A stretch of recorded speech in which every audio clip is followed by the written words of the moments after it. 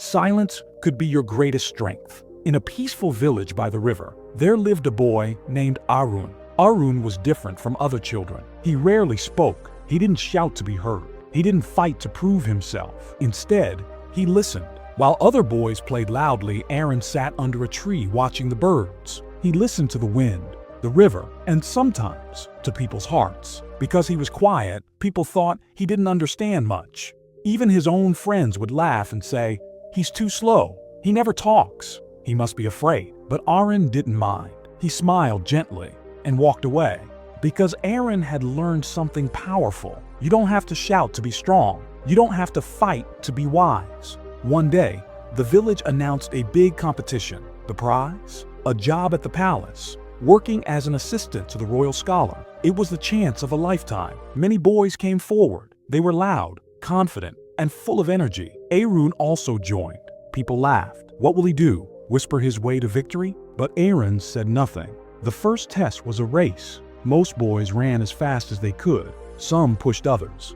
Some got tired halfway. But Arun didn't rush. He watched the road carefully. There were hidden stones and small holes. He avoided them. He ran at his own pace. Steady, calm, focused. In the end, he didn't come first.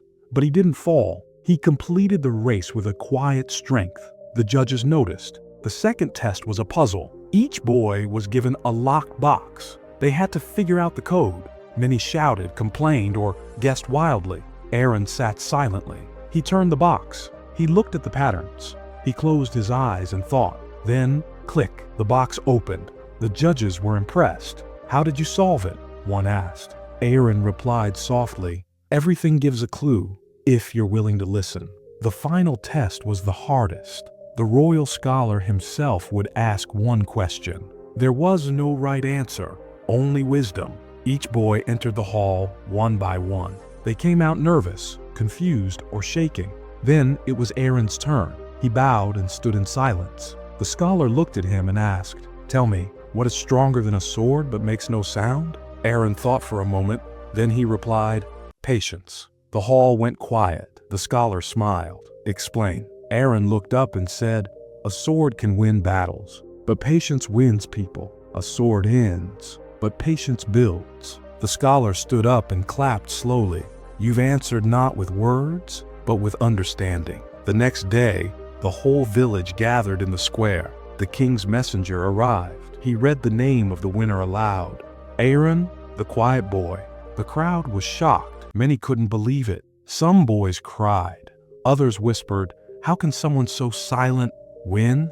But Arun stood calmly, as always. The village elder smiled and said, "Sometimes, the one who speaks the least hears the most." From that day, Arun worked in the royal court. He still spoke little, but whenever he did, people listened.